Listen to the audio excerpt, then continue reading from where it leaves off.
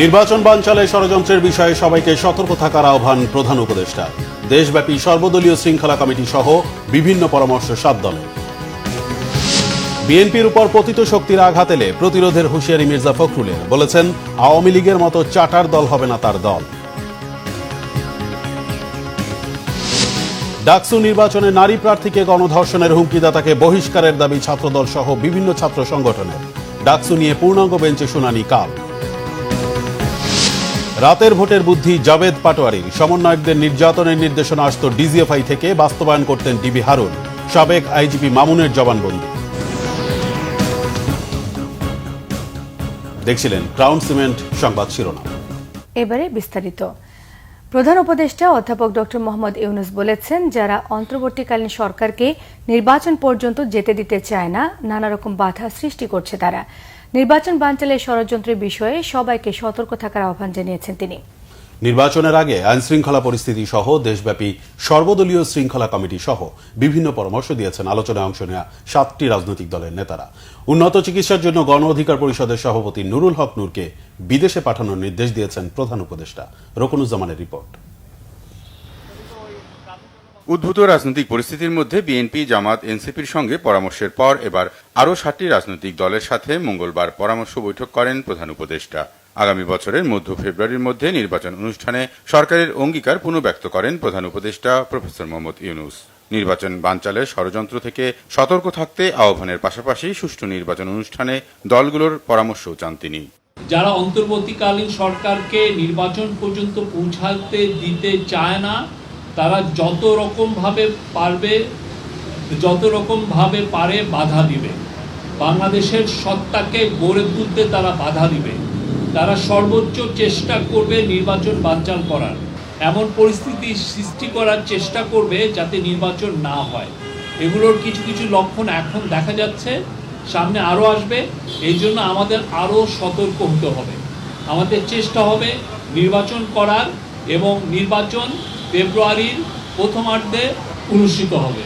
7টি দলের মধ্যে 2-1টি দল পিআর পদ্ধতি গণভোটের কথা বললেও প্রায় সবাই ফেব্রুয়ারিতে নির্বাচন অনুষ্ঠানে সরকারের ঘোষণার সাথে একমত পোষণ করেন। তবে নির্বাচনকালীন পরিবেশ নিয়ে শঙ্কা প্রকাশ করে বিভিন্ন পরামর্শ দেয় দলগুলো। 31টি দল ছিলাম ঐক্যমত্য কমিশনের ওই বৈঠকগুলোতে, সেখানে 26টি দল তারা পিআরের পক্ষে মত দিয়েছে। পিআর পদ্ধতিতে যে সকল রাজনৈতিক দলগুলো আজকে নির্বাচন চাচ্ছেন, তারা কিন্তু ঐক্যমত্য কমিশনের আলোচনার শুরুতে আমাদের যে পার্লামেন্টে পিআর পদ্ধতি কেউ দাবি করেন নাই। আমরা মনে করছি যে পরিবেশের প্রশ্নটি নির্বাচন আয়োজনের ক্ষেত্রে সবচেয়ে গুরুত্বপূর্ণ প্রশ্ন হয়ে উঠবে, এবং এইটাই একটা বড় বাধা হয়ে উঠবে। সব রাজনৈতিক দলগুলোকে নিয়ে একটা সমন্বিত কমিটি করার কথা বলেছি, যাতে স্থানীয়ভাবে আসন কেন্দ্রিক যতগুলো ঝামেলা হয়, যাতে সেখানে রাজনৈতিক দলগুলোর একটা ভূমিকা থাকে। আমরা স্পষ্টভাবে বলেছি, মাননীয় প্রধান উপদেষ্টা, আমাদের কাছে তথ্য আছে জাপার কাঁধে ভর করে আপা ফিরে আসতে পারে। রাজনৈতিক দলগুলোর সাথে বৈঠকের পর আইন শৃঙ্খলা বাহিনীর হামলার শিকার গণ অধিকার পরিষদের সভাপতি নুরুল হক নুরুর স্ত্রী দেখা করেন প্রধান উপদেষ্টার সঙ্গে। এ সময় চিকিৎসার জন্য নূরকে বিদেশে পাঠানোর নির্দেশও দেন প্রধান উপদেষ্টা। রকুনুজ্জামান, বাংলা ভিশন, ঢাকা। বিএনপি মহাসচিব মির্জা ফখরুল ইসলাম আলমগীর বলেছেন, পতিত শক্তি ভারতে বসেও দেশের গণতন্ত্রের বিরুদ্ধে চক্রান্ত করছে। বিএনপির উপর আঘাত হেলে প্রতিরোধ করা হবে বলে তিনি হুঁশিয়ার করে দিয়েছেন। তিনি বলেন, আওয়ামী লীগের মতো চার্টার দল বিএনপি হবে না। এদিকে ভোট এবং গণতন্ত্র বিরোধী শক্তিকে জবাব দিতে নেতাকর্মীদের সজাগ থাকার আহ্বান জানিয়েছেন দলের স্থায়ী কমিটির সদস্য গয়েশ্বরচন্দ্র রায়। প্রতিবেদন মুবাশির আহমেদের। বিএনপির 47তম প্রতিষ্ঠা বার্ষিকী উপলক্ষে মঙ্গলবার বিকেলে ঢাকা মহানগর উত্তর বিএনপি আয়োজিত উত্তরা 10 নম্বর সেক্টরে খাল পরিষ্কার কার্যক্রম উদ্বোধন অনুষ্ঠানে যোগ দেন বিএনপি মহাসচিব। এ সময় নেতাকর্মীদের উদ্দেশ্যে মির্জা ফখরুল বলেন, হাসিনা পালালেও ভারতে বসে দেশের গণতন্ত্রের বিরুদ্ধে চক্রান্ত করছে। তাদের পাতা ফাঁদে পা দেবে না বিএনপি। হাসিনা দেশ থেকে পালাইছে ঠিকই, কিন্তু শয়তানি ছাড়ে নাই। ওই ভারতে গিয়ে আবার শয়তানি শুরু করছে। অনেক গুজব চারদিকে, তাই না?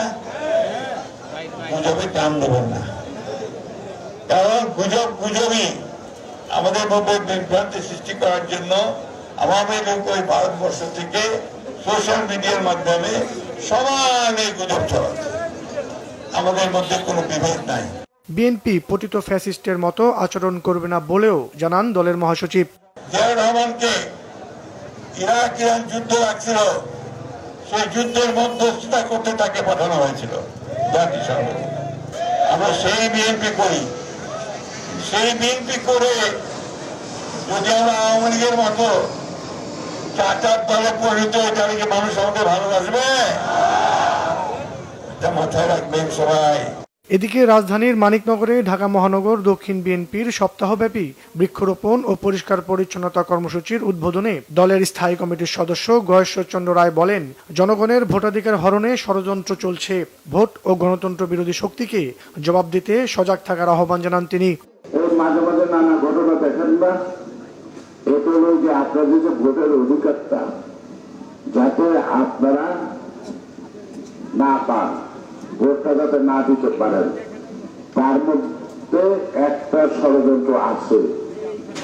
কিছু অনুমান করা যায় কিন্তু চোখে দেখা যায় না, কারণ চিহ্নিত শত্রু মোকাবেলা করা সহজ, যে শত্রুকে দেখা যায় না তাকে মোকাবেলা করা কঠিন। সেই কারণে সজাগ থাকবে। সরকার পরিচালনার দায়িত্ব পেলে বিএনপি জনগণের সব দাবিকে অগ্রাধিকার দেবে বলেও জানান বিএনপির এই নেতা। মুবাশির আহমেদ, বাংলা ভিশন, ঢাকা। গণ অধিকার পরিষদের সভাপতি নুরুল হক নূরকে দেখতে ঢাকা মেডিকেল কলেজ হাসপাতালে যান বিএনপি মহাসচিব মির্জা ফখরুল ইসলাম আলমগীর। দুপুর 12:15টার দিকে তিনি হাসপাতালে যান। এ সময় তিনি নূরের শারীরিক ও চিকিৎসার খোঁজ খবর নেন। এর আগে গণ অধিকার পরিষদের সভাপতি নুরুল হক নূরের শারীরিক অবস্থার উন্নতি হওয়ায় তাকে আইসিইউ থেকে কেবিনে স্থানান্তর করা হয়। শুক্রবার রাতে রাজধানীর বিজয়নগরে জাতীয় পার্টির নেতাকর্মীদের সঙ্গে গণ অধিকার পরিষদের নেতাকর্মীদের সংঘর্ষ হয়। দুপক্ষকে ছত্রভঙ্গ করতে আইনশৃঙ্খলা বাহিনীর লাঠিচার্জে গণ অধিকার পরিষদের সভাপতি নুরুল হক নূর ও সাধারণ সম্পাদক মোহাম্মদ রাশেদ খান সহ অনেকেই আহত হন। অন্যদিকে দুর্বৃত্তের হামলায় আহত হয়ে ইসলামী ব্যাংক হাসপাতালে চিকিৎসাধীন জাতীয় গণতান্ত্রিক পার্টির সভাপতি খন্দকার লুৎফর রহমানকেও দেখতে যান বিএনপি মহাসচিব। সোমবার রাতে জাগপার সভাপতি লুৎফর রহমানকে দুর্বৃত্তরা কুপিয়ে আহত করে।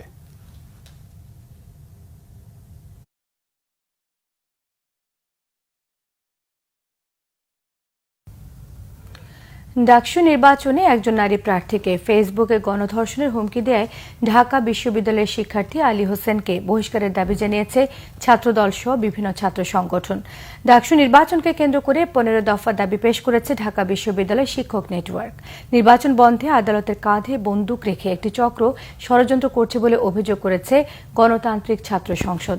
এদিকে ছাত্রীকে গণধর্ষণের হুমকির ঘটনা তদন্তে 2টি কমিটি গঠন করেছে ঢাকা বিশ্ববিদ্যালয়। বিস্তারিত থাকছে মুহিবুল্লাহ মুহিবের রিপোর্টে। ডাকসু নির্বাচন নিয়ে একজন নারী প্রার্থীর করা রিটকে কেন্দ্র করে ফেসবুকে গণধর্ষণের হুমকি দেয়া নিয়ে প্রতিবাদের ঝড় বইছে ঢাকা বিশ্ববিদ্যালয়ে। সকালে বিক্ষোভ মিছিলের মধ্য দিয়ে এ ধরনের স্ল্যাট শেমিং এর প্রতিবাদ জানায় ছাত্রদল। মিছিলটি টিএসসি থেকে শুরু হয়ে ক্যাম্পাসের বিভিন্ন সড়ক প্রদক্ষিণ করে। পরে হুমকিদাতা শিক্ষার্থী আলী হোসেনকে বহিষ্কারের দাবি জানান ছাত্রদল নেতারা। ঢাকা বিশ্ববিদ্যালয়ের প্রকৃত শিক্ষার্থীরা এই দুষ্কৃতিকারী এবং কালপিট যারা আছে 9 সেপ্টেম্বর ব্যালটের মাধ্যমে তাদের বিপক্ষে কিন্তু রায় দিবে। একই সাথে আমি বলতে চাই ঢাকা বিশ্ববিদ্যালয়ের নারী শিক্ষার্থী ভাই বোনদেরকে, আপনারা ভয় পাবেন না। আমরা বাংলাদেশ জাতীয়তাবাদী ছাত্র দলের প্রত্যেকটি নেতাকর্মী আপনাদের সাথে আছি। গতকালকে আলী হোসেন যেভাবে নারীদেরকে নিয়ে, একজন নারীকে নিয়ে যেভাবে কটূক্তি করেছে, সেটার যে কোনো ব্যবস্থা না নেওয়া, এগুলো হচ্ছে এই রাষ্ট্রের জন্য অশনি সংকট। গোটা বাংলাদেশের নারী সমাজ এবং ঢাকা বিশ্ববিদ্যালয়ের প্রত্যেকটা বোনকে আমি আহ্বান করছি, দায়িত্বহীন ভাবে আহ্বান জানাচ্ছি, নিঃশর্ত ভাবে আপনারা এটার প্রতিবাদ জানান। এই ঢাকা বিশ্ববিদ্যালয়ের মাটিতে আমার বোনদের নিরাপদ ক্যাম্পাস গড়ে তোলার জন্য বাংলাদেশ জাতীয়তাবাদী ছাত্র দল বদ্ধপরিকর। একটা পক্ষ তাদের রাজনৈতিক দেউলিয়াতের বহিঃপ্রকাশের জন্য তারা তাকে শিবির বানিয়ে প্রচার চালিয়েছে। দুঃখজনক হচ্ছে শুধু সেটাই সেই দল করেনি, সেই দল কেন করেছে সে ব্যাখ্যা আমরা যাচ্ছি। কিছু মিডিয়াও কালকে এমন ভাবে প্রচার করছে যে মনে হচ্ছে যে হুমকিটা মনে হয় আমি দিয়েছি। এদিকে ডাকসু নির্বাচন সুষ্ঠু অবাধ করতে নানা প্রস্তাবনা নিয়ে মধুর ক্যান্টিনের সামনে সংবাদ সম্মেলন করে বিশ্ববিদ্যালয় শিক্ষক নেটওয়ার্ক। সেখানেও যথাযথ প্রক্রিয়া অনুসরণ করে হুমকিদাতা শিক্ষার্থী আলী হোসেনের দৃষ্টান্তমূলক শাস্তির দাবি জানান শিক্ষকরা। আমরা বলবো যে তদন্ত কমিটি গঠন না করে সরাসরি যৌন নিপীড়ন সেলের কাছে যেন সেটা অবহিত করা হয় এবং সেখান থেকে দরকার হলে এই যৌন নিপীড়ন সেল সেটার পদক্ষেপ, যৌন নিপীড়ন বিরোধী সেল এটার বিষয়ে পদক্ষেপ নেবে। একই ইস্যুতে সাংবাদিকদের সাথে কথা বলেন গণতান্ত্রিক ছাত্র সংসদের প্রার্থীরা। এ সময় ডাকসু নির্বাচন নিয়ে আদালতের হস্তক্ষেপের সমালোচনা করেন এই প্যানেলের জিএস প্রার্থী আবু বাকের মজুমদার। আমরা দেখেছি 5 আগস্ট ছাত্র শিবির ঢাকা বিশ্ববিদ্যালয়ের মাটিতে আত্মস্বীকৃত রাজাকার থেকে নরমালাইজ করার চেষ্টা করেছেন। কিছু নারী শিক্ষার্থী ঢাকা বিশ্ববিদ্যালয় প্রতিবাদ নারী কণ্ঠস্বর তারা সেখানে প্রতিবাদ করেছে। আমরা বিপরীতে কি দেখেছি, ওই ঢাকা শিবিরের একজন নেতা এসে ওই নারীদের জুম করে ভিডিও করতেছেন। তার মানে তার মনোভাবের জায়গাটাই হচ্ছে এটা, যে নারী তার মতো সে বাইরে গিয়ে প্রতিবাদ করবে সে নারী না। অন্যদিকে নির্বাচনী ইশতেহার ঘোষণা করেছেন বিশ্ব ইনসানিয়াত বিপ্লব স্টুডেন্ট ফ্রন্ট সমর্থিত প্রার্থীরা। মধুর ক্যান্টিনে সংবাদ সম্মেলনে দলীয় আধিপত্য, জবরদখল ও সংঘাতমুক্ত ক্যাম্পাস নির্মাণের প্রতিশ্রুতি দেন তারা। ইসলামের বিরুদ্ধে যাদের অবস্থান। মুহিবুল্লাহ মুহিব, বাংলা ভিশন, ঢাকা। সব মানুষের কল্যাণে, সব মানুষের। এদিকে ঢাকা বিশ্ববিদ্যালয় কেন্দ্রীয় ছাত্র সংসদ নির্বাচন নিয়ে আগামীকাল বুধবার আপিল বিভাগের পূর্ণাঙ্গ বেঞ্চের শুনানি হওয়ার কথা রয়েছে। হাইকোর্টের আদেশ স্থগিত চেয়ে ঢাকা বিশ্ববিদ্যালয়ের করা আবেদনের পরিপ্রেক্ষিতে মঙ্গলবার চেম্বার বিচারপতি ফারা মাহবুব এ আদেশ দেন। আদালতে আজ আবেদনের পক্ষে শুনানি করেন ঢাকা বিশ্ববিদ্যালয়ের আইনজীবী মোহাম্মদ শিশির মনির। এর আগে গতকাল সোমবার হাইকোর্টের বিচারপতি হাবিবুল গনির নেতৃত্বাধীন বেঞ্চ এক রিট আবেদনের শুনানি শেষে আগামী 30 অক্টোবর পর্যন্ত ডাকসু নির্বাচন স্থগিতের আদেশ দেন। তবে একই দিন বিকেলে চেম্বার আদালত হাইকোর্টের আদেশ স্থগিত করে।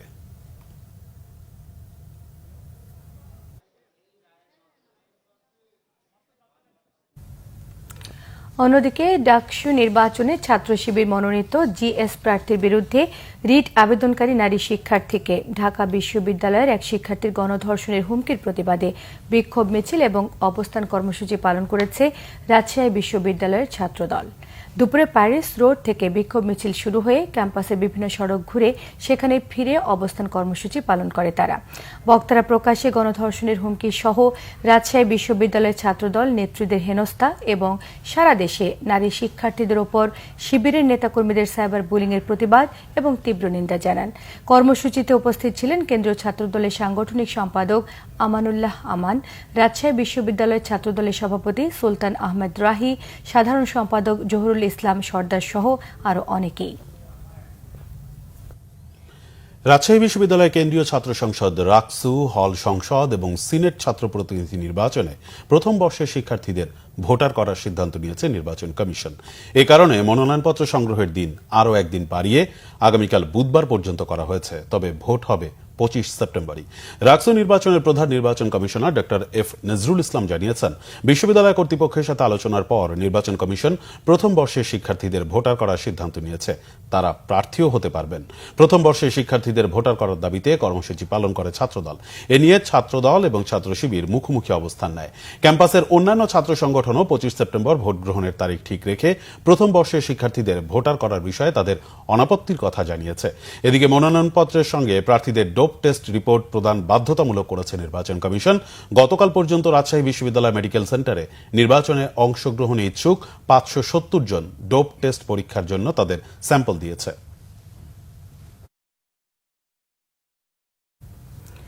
কম্বাইন্ড ডিগ্রির দাবিতে বাংলাদেশ কৃষি বিশ্ববিদ্যালয়ের আন্দোলনরত শিক্ষার্থীদের ওপর বহিরাগতদের হামলার ঘটনায় 6 সদস্যের তদন্ত কমিটি গঠন করা হয়েছে।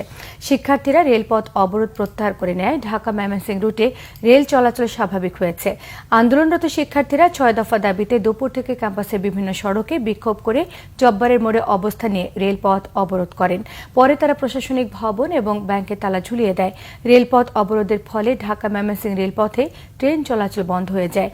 রেলপথ বন্ধ থাকায় বেশ কয়েকটি ট্রেন বিভিন্ন স্টেশনে আটকা পড়ে। এতে যাত্রীদের চরম দুর্ভোগ পোহাতে হয়। পরে বিশ্ববিদ্যালয় প্রশাসনের আলোচনার আশ্বাসে অবরোধ প্রত্যাহার করে নেয় শিক্ষার্থীরা।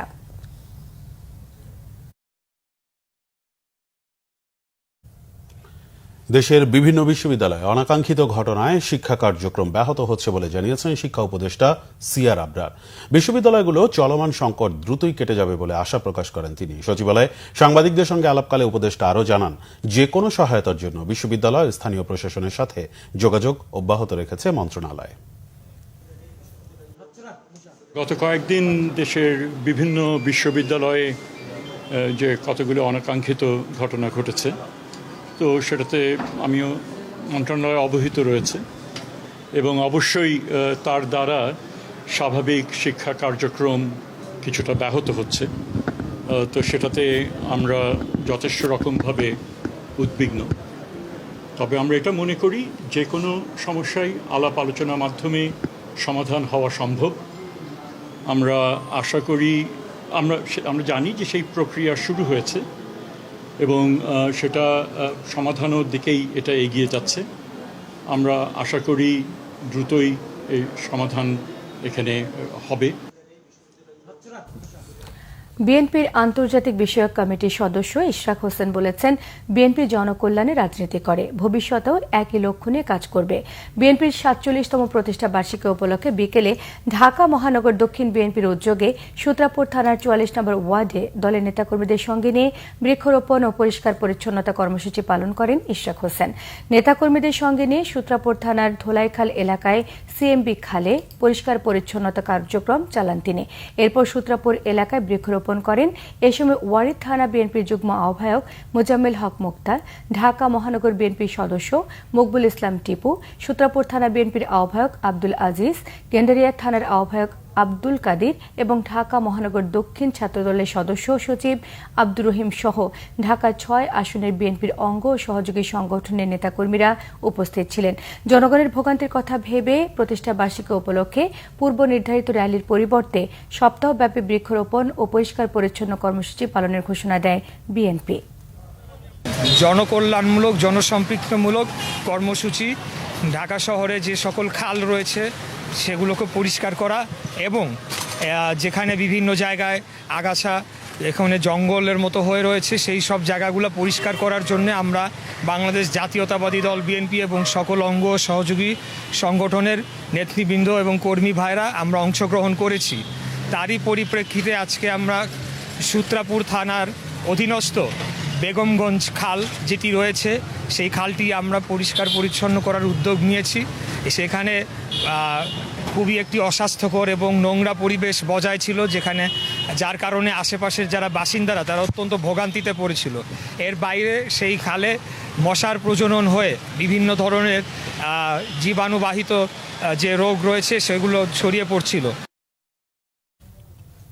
২০১৮ সালে নির্বাচনের আগের রাতে ৫০ ব্যালট ভর্তির নির্দেশ দিয়েছিলেন পুলিশের তৎকালীন আইজি জাবেদ পাটোয়ারি। সিদ্ধান্ত বাস্তবায়নের নির্দেশ দেওয়া হয় ডিসি, এসপি, ইউনো, এসিল্যান্ড ও পুলিশকে। আন্তর্জাতিক অপরাধ ট্রাইব্যুনালে দেওয়া জবানবন্দিতে এ তথ্য জানিয়েছেন সাবেক আইজিপি চৌধুরী আব্দুল্লাহ আল মামুন। আরও জানান, জুলাই আন্দোলনের সমন্বয়কদের আটক ও নির্যাতনের নির্দেশনা আসত ডিজিএফআই থেকে, আর তা বাস্তবায়ন করতেন ডিবি প্রধান হারুনুর রশিদ। ওবায়দুল্লাহ মামুনের প্রতিবেদন। জুলাই আন্দোলনে সংঘটিত মানবতা বিরোধী অপরাধের মামলায় সাবেক প্রধানমন্ত্রী শেখ হাসিনা ও সাবেক স্বরাষ্ট্রমন্ত্রী আসাদুজ্জামান খান কামালের বিরুদ্ধে মঙ্গলবার আদালতে জবানবন্দি দেন তৎকালীন আইজিপি চৌধুরী আব্দুল্লাহ আল মামুন। ২০১৪ ও ২০১৮ সালের নির্বাচনে পুলিশের ভূমিকা, জুলাই আন্দোলন ও প্রতিটি র্যাব কার্যালয়ে গোপন বন্দিশালার চাঞ্চল্যকর তথ্য দেন তিনি। তার দেয়া তথ্য অনুযায়ী ২০১৮ সালের নির্বাচনের রাতের মধ্যেই ব্যালট বাক্স ৫০ ভর্তি করতে তৎকালীন প্রধানমন্ত্রীকে পরামর্শ দিয়েছিলেন সাবেক আইজিপি জাবেদ পাটোয়ারি। বাস্তবায়নে পুলিশের পাশাপাশি প্রশাসন ও দলীয় নেতাকর্মীদেরও নির্দেশনা দেওয়া হয়েছিল সরকারের পক্ষ থেকে। মঙ্গলবার ট্রাইব্যুনাল ১-এর চেয়ারম্যান বিচারপতি গোলাম মর্তুজা মজুমদারের প্যানেলে এই জবানবন্দি দেন চৌধুরী মামুন। প্রসিকিউটরও জানান, জুলাই আন্দোলনের সময় প্রতি রাতে স্বরাষ্ট্রমন্ত্রী আসাদুজ্জামান খান কামালের বাসায় কোর কমিটির বৈঠক হতো। সেই বৈঠকে অংশ নিতেন আব্দুল্লাহ আল মামুন, তৎকালীন ডিআইজি, ডিবি প্রধান, স্বরাষ্ট্র সচিব ও ডিএমপির বেশ কয়েকজন ক্ষমতাধর ওসি। জাবেদ পাটোয়ারি সাহেবের পরামর্শে এই রাত্রে ৫০ ভোট ব্যালট বাক্সে সিল মেরে ব্যালট ভরে দেওয়ার সিদ্ধান্তটা নিয়েছিলেন তৎকালীন সরকার, যা বাস্তবায়নের দায়িত্ব দেওয়া হয়েছিল তৎকালীন সংশ্লিষ্ট এলাকার DC, SP, OC, AC land, UNO এবং সংশ্লিষ্ট রাজনৈতিক নেতৃবৃন্দ, যাতে সরকারের বিজয়কে নিশ্চিত করা যায়। এছাড়া র্যাবের প্রতিটি কার্যালয়ে গোপন বন্দিশালা ছিল এবং সেখানে ভিন্ন মতাদর্শীদের নিয়ে নির্যাতন ও ক্রসফায়ার করা হতো বলে জানান সাবেক আইজিপি। এইটা র্যাবের বিভিন্ন পর্যায়ের অফিসাররা পালন করতেন। অ্যাপস এবং এবং ডিজি ইন্ট এনারা পালন করতেন। এনারা নির্ধারণ করতেন কাকে আটকিয়ে রাখা হবে, কাকে হত্যা করা, ক্রসফায়ারের নামে হত্যা করা হবে এবং কিভাবে নির্যাতন করা হবে, এই বিষয়গুলো তারা ঠিক করতেন। এইটার বিভিন্ন বাহিনীর লোক আসার কারণে, অর্থাৎ সেনাবাহিনী থেকে আসতেন কেউ কেউ, কেউ অন্য বাহিনী থেকে আসতেন, ফলে অনেক ক্ষেত্রে হয়তো তার পক্ষে নিয়ন্ত্রণ করা সম্ভব ছিল না। তারপরে উনি বলেছেন যে পুলিশ প্রধান, র্যাবের প্রধান হিসাবে উনি কোনো ব্যবস্থা নেননি। মিটিংয়ে বসতেন, প্রতি রাতের বৈঠকে বসতেন। এই যে বৈঠকে ওনার বসা, এটাই তো ওনার অপরাধের সাথে সংশ্লিষ্টতা, এটাই তো উনি অপরাধে অংশগ্রহণ করলেন। অতএব উনি যে অপরাধে অংশগ্রহণ করেননি এটা ঠিক না। ওনার এই স্টেটমেন্ট থেকে পুরোপুরি বোঝা যাচ্ছে যে উনি এই অপরাধেরই একটি অংশ ছিলেন। গত 10 জুলাই শেখ হাসিনার বিরুদ্ধে মামলায় আদালতে রাজসাক্ষী দিতে রাজি হন চৌধুরী আব্দুল্লাহ আল মামুন। ওবায়দুল্লাহ মামুন, বাংলা ভিশন, ঢাকা। জাতীয় পার্টিকে নিষিদ্ধ নয়, অতীত কর্মকাণ্ডের জন্য দলটির নেতাদের শাস্তির পাশাপাশি জবাবদিহিতায় আনার কথা বলছেন বিশ্লেষকরা। দলটিকে নিষিদ্ধ করতে হলে নির্বাহী বিভাগ নয়, বিচার বিভাগের মাধ্যমে করা পরামর্শ দিয়েছেন তারা। জাতীয় পার্টি জন্মলগ্ন থেকে বিতর্কিত মন্তব্য করে বিশ্লেষকরা বলছেন, আওয়ামী লীগের দোসর হিসেবে গত 15 বছরের কর্মকাণ্ডের জন্য তাদের বিচারের আওতায় আনা সময়ের দাবি। ওবায়দুল্লাহ মামুনের আরও একটি প্রতিবেদন। 90-এর স্বৈরাচার বিরোধী আন্দোলনে পতন ঘটে তৎকালীন এরশাদ সরকারের। এরপর বেশ কিছুকাল ক্ষমতার বাইরে ছিল জাতীয় পার্টি। গত 15 বছরে দলটি জন আকাঙ্ক্ষা উপেক্ষা করে আওয়ামী লীগের উপর ভর করেই বরাবরই ক্ষমতার মসনদে থাকার চেষ্টা করেছে জাতীয় পার্টি। গেল বছর 5 আগস্ট দেশের মাটিতে আওয়ামী লীগের বিদায়ী ঘণ্টা বাজলেও ত্রয়োদশ নির্বাচনকে সামনে রেখে রাজনীতিতে উকি মারছে বিতর্কিত ও সমালোচিত জাতীয় পার্টি। এরই মধ্যে বিভিন্ন রাজনৈতিক দল দলটিকে নিষিদ্ধের দাবি তুলছে। বিশেষ করে গণ অধিকার পরিষদের সভাপতি নুরুল হক নুরুর উপর হামলার পর দাবিটি আরও জোরালো হয়েছে। তবে জাতীয় পার্টিকে নিষিদ্ধ না করে দলটির নেতৃত্বকে জবাবদিহিতায় আনার পক্ষে মত রাজনৈতিক বিশ্লেষকদের।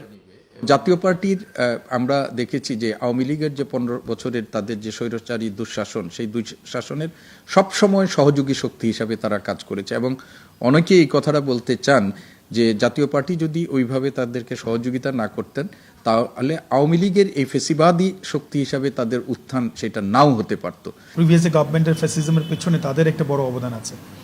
এখন এই দাবি জুলাইয়ের পর থেকে উঠছিল যে জাতীয় পার্টিকেও নিষিদ্ধ করা হোক। আমি মনে করি আসলে একটি রাজনৈতিক দলকে নিষিদ্ধ করার মধ্য দিয়েই আসলে সমাধান বেরিয়ে আসবে না। এখানে জাতীয় পার্টির নেতৃত্বে যারা ছিল তাদেরকে একটা বিচারের আওতায় আনতে হবে। জাতীয় পার্টির বিচার না হলে আগামীতে তাদের মাধ্যমে আওয়ামী লীগ সংগঠিত হওয়ার প্রচেষ্টা চালাবে বলেও শঙ্কা তাদের। জবাবদিহিতার আওতায় আনতে গেলে যেটা হবে যে এই যে নেতৃত্বে যারা ছিলেন তারা কিভাবে আসলে প্রিভিয়াস যে ফ্যাসিজম গভর্নমেন্টকে তারা কিভাবে সহায়তা করেছে এবং প্রত্যেক যে নেতা আছেন তাদের ভূমিকাটা কি ছিল, তাদেরকে স্পষ্টতই আইনের আওতায় নিয়ে আসা। তবে জাতীয় পার্টি অবশ্যই জবাবদিহিতার আওতায় তাদেরকে আনা দরকার। জাতীয় পার্টি বাংলাদেশের রাজনীতিতে যে ধরনের ভূমিকা পালন করেছে, রাজনীতির উপর মানুষের একটা আস্থাহীনতা তৈরির মতো প্রেক্ষাপট তারা তৈরি করেছে। দলটি প্রতিষ্ঠা লগ্ন থেকেই বিতর্কিত কর্মকাণ্ড জড়িত ছিল অভিযোগ করে জাতীয় পার্টির কার্যক্রমে বিধিনিষেধের আরোপের পক্ষে মত দেন তারা। ওবায়দুল্লাহ মামুন, বাংলা ভিশন, ঢাকা। আগামী ফেব্রুয়ারি নির্বাচন অনিশ্চিত হলে অন্তর্বর্তী সরকারের ভবিষ্যৎও অনিশ্চিত হয়ে পড়ার আশঙ্কা করছেন বিপ্লবী ওয়ার্কার্স পার্টি সাধারণ সম্পাদক সাইফুল হক। মঙ্গলবার রাজধানীতে এক আলোচনায় সাইফুল হক এমন মন্তব্য করেন। ঢাকা রিপোর্টার্স ইউনিটি মিলনায়তনে বর্তমান রাজনৈতিক বাস্তবতা এবং করণীয় শীর্ষক আলোচনার আয়োজন করে গণতন্ত্র মঞ্চ। দেশ এক ভয়ঙ্কর পরিণতির দিকে এগিয়ে যাচ্ছে উল্লেখ করে তিনি বলেন, যারা পিআর সহ নানা দাবি তুলে নির্বাচন বানচালের ষড়যন্ত্র করছেন তারা দেশকে পরোক্ষভাবে ঠেলে দিচ্ছেন গৃহযুদ্ধের দিকে। নাগরিক ঐক্যের সভাপতি মাহমুদুর রহমান মান্না জানান, সরকার এক বছরেও সংস্কারমূলক কোনো পদক্ষেপ নিতে পারেননি।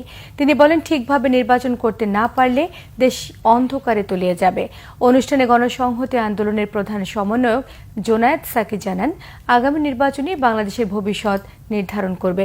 নির্বাচনকে ক্ষতিগ্রস্ত করার যে কোনো তৎপরতা মানুষ মেনে নেবে না বলে হুঁশিয়ারি দিয়েছেন তিনি। কিছুই করতে পারেননি, আর 6 মাসে কি করবেন? তাহলে আমরা কোথায় দাঁড়িয়ে আছি? আজকের রাজনৈতিক বাস্তবতা কি? যদি নির্বাচন ঠিক মতো করতে না পারেন তাহলে দেশে অন্ধকারের অবারিশা নেমে আসবে, ওইখান থেকে বেরোনো কষ্ট হবে। সরকারের মধ্যে কেউ না কেউ আছেন যারা সশস্ত্র বাহিনীকে এবং সরকারের সাথে একটা অপ্রয়োজনীয় দূরত্ব যারা অব্যাহত তারা রেখে দিতে চান। এটা একটা ভয়ঙ্কর খেলা। সরকারের সাথে সেনাবাহিনী সহ আমাদের গুরুত্বপূর্ণ প্রতিষ্ঠানগুলোর যোগাযোগ থাকবে, আলাপ আলোচনা থাকবে, এবং তারা তো সরকারেরই তারা অধীনে কাজ করবেন। সরকার রাজনৈতিক কমান্ডে, তাদের যে প্রশাসনিক কমান্ডে তারা কাজ করবেন। জুলাই আগস্টের হত্যাযজ্ঞের বিচারকে সর্বোচ্চ গুরুত্ব দিচ্ছে সরকার। বিচারের গতিও সন্তোষজনক বলে মন্তব্য করেছেন আইন উপদেষ্টা অধ্যাপক আসিফ নজরুল। মঙ্গলবার সকালে আন্তর্জাতিক অপরাধ ট্রাইব্যুনাল 2 এর মূল ভবনের সংস্কার কাজ পরিদর্শন করেন আইন উপদেষ্টা অধ্যাপক আসিফ নজরুল এবং গৃহায়ন ও গণপূর্ত এবং শিল্প উপদেষ্টা আদিলুর রহমান খান। সঙ্গে ছিলেন অ্যাটর্নি জেনারেল মোহাম্মদ আসাদুজ্জামান ও chief prosecutor advocate Tajul Islam. পরে আইন উপদেষ্টা আরও জানান, গুমসহ অন্যান্য মানবতা বিরোধী অপরাধের মামলার বিচার ত্বরান্বিত করতে প্রয়োজনে আরেকটি ট্রাইব্যুনাল প্রতিষ্ঠা করা হবে।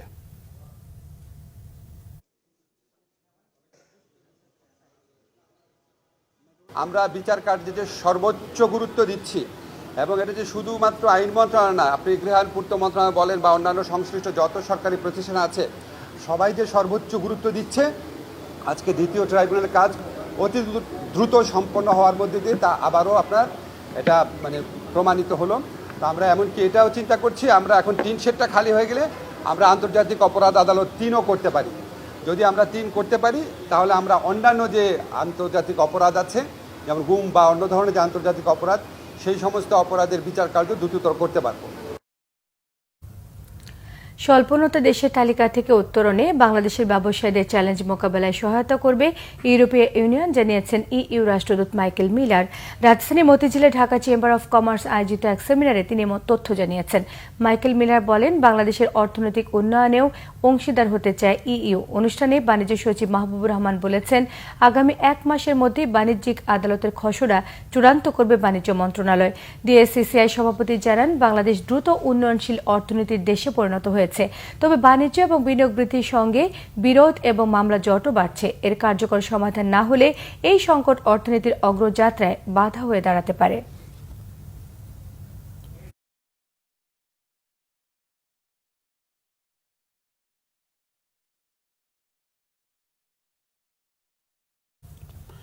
নীলফামারীর উত্তরা ইপিজেডের সামনে সেনাবাহিনী ও পুলিশের সাথে শ্রমিকদের সংঘর্ষে 1 জন নিহত হয়েছেন, সেই সাথে গুলিবিদ্ধ হয়েছেন অন্তত 6 জন। ভোরে উত্তরা ইপিজেডের সামনে এই ঘটনা ঘটে। নিহত হাবিবুর রহমান হাবিব নীলফামারী সদর থানার সাংরসি ইউনিয়নের কাজিরহাট গ্রামের বাসিন্দা। স্থানীয়রা জানান, নীলফামারী ইপিজেডে অবস্থিত এভারগ্রিন পটচুলা তৈরির কারখানায় গত কয়েকদিন ধরে বিভিন্ন দাবি নিয়ে শ্রমিকরা আন্দোলন করে আসছিলেন। দাবি পূরণ না করিয়ে এভারগ্রিন কর্তৃপক্ষ সোমবার রাতে কারখানা বন্ধ করে দিলে শ্রমিকদের মধ্যে উত্তেজনা বাড়ে। পরে আজ সকাল থেকেই শ্রমিকরা একত্রিত হয়ে উত্তরা ইপিজেডের সামনে বিক্ষোভ করতে থাকে।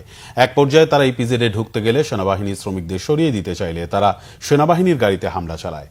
এ সময় পরিস্থিতি নিয়ন্ত্রণে আনতে গুলি চালায় সেনাবাহিনী। এতে গুলিবিদ্ধ 6 জনকে নীলফামারী সদর হাসপাতালে ভর্তি করা হয়।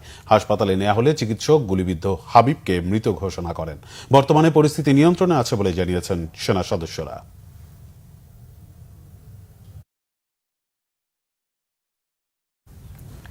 কক্সবাজারের বাঘখালী নদী তীরে অবৈধ দখল উচ্ছেদ অভিযানে বাধা এবং হামলার ঘটনায় 3 জনকে আটক করা হয়েছে। সকাল 11টার দিকে শহরের কস্তরাঘাট এলাকায় এই ঘটনা ঘটে।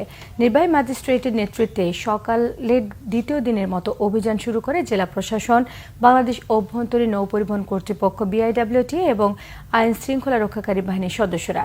এই সময় উচ্ছেদ অভিযানে বাধা দেয় স্থানীয় বাসিন্দা এবং দখলদাররা। এক পর্যায়ে আইন শৃঙ্খলা বাহিনীর সঙ্গে তাদের ধাওয়া পাল্টা দেওয়া শুরু হয়। এতে আহত হন 2 পুলিশ সদস্য।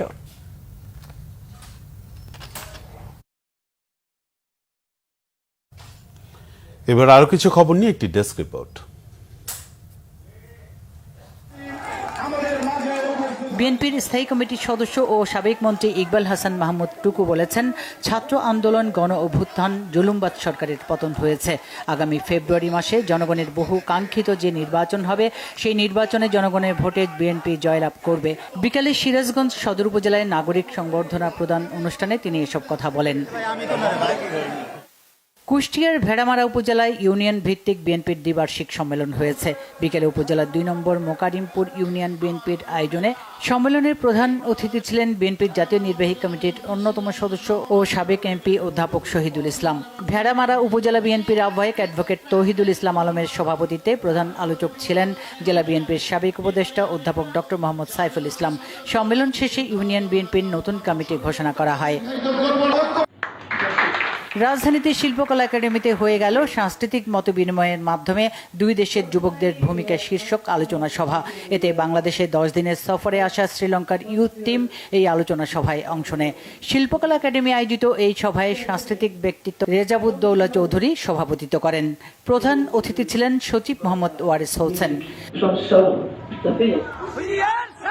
ঢাকা মহানগর উত্তর ছাত্রলীগ বনানীতে মিছিল করার প্রতিবাদে রাজধানীর মগবাজারে ঢাকা মহানগর উত্তর ছাত্রদলের সাংগঠনিক সম্পাদক মেহেদী হাসান মিমের নেতৃত্বে প্রতিবাদ মিছিল করেছে হাতিরঝিল থানা ছাত্রদল। এ সময় উপস্থিত ছিলেন ঢাকা মহানগর উত্তর ছাত্রদলের ছাত্রনেতা শাহাবুদ্দিন শিহাব, উজ্জ্বল হোসেন নিঃস্ব, হাতিরঝিল থানা ছাত্রদলের দপ্তর সম্পাদক আজিজুল হাকিম শুভ সহ অনেকে। বিএনপির 47তম প্রতিষ্ঠা বার্ষিকী উপলক্ষে বর্ণাঢ্য শোভাযাত্রা ও সমাবেশ হয়েছে সাভারে। ঢাকা 19 আসনের সাবেক সংসদ সদস্য ডাক্তার দেওয়ান মোহাম্মদ সালাউদ্দিন বাবুর নেতৃত্বে র্যালি শেষে সমাবেশ হয়। এ সময় আরও উপস্থিত ছিলেন ঢাকা জেলা বিএনপির সাবেক যুগ্ম সাধারণ সম্পাদক লায়ন মোহাম্মদ খোরশেদ আলম, পৌর বিএনপির সাধারণ সম্পাদক বদিউজ্জামান বদি সহ অনেকে। বিএনপির 47তম প্রতিষ্ঠা বার্ষিকী উপলক্ষে লালমনিরহাট জেলা বিএনপির আয়োজনে ফুটবল টুর্নামেন্ট হয়েছে। মঙ্গলবার বিকেলে রেলওয়ে সোহরাওয়ার্দী মাঠে ফুটবল টুর্নামেন্টের উদ্বোধন করেন বিএনপির জাতীয় নির্বাহী কমিটির সাংগঠনিক সম্পাদক অধ্যক্ষ আসাদুল হাবিব দুলু। বাংলাদেশের যাত্রা শুরু করল চেন্নাইয়ের অ্যাপোলো হাসপাতালের ইনফরমেশন সেন্টার। মঙ্গলবার সকালে যমুনা ফিউচার পার্কের লেভেল 2 ব্লক সিতে তাদের নিজস্ব ইনফরমেশন সেন্টারের উদ্বোধন করেন চেন্নাইয়ের অ্যাপোলো হাসপাতালের সিইও নবীন ঝি।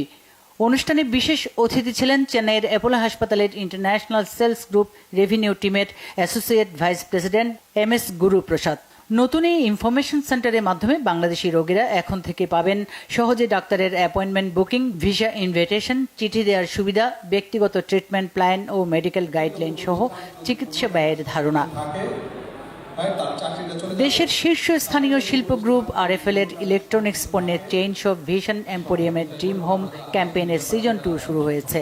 রাজধানীতে গুলশানের একটি হোটেলে ক্যাম্পেইনের উদ্বোধন করেন RFL এর ব্যবস্থাপনা পরিচালক RN পাল।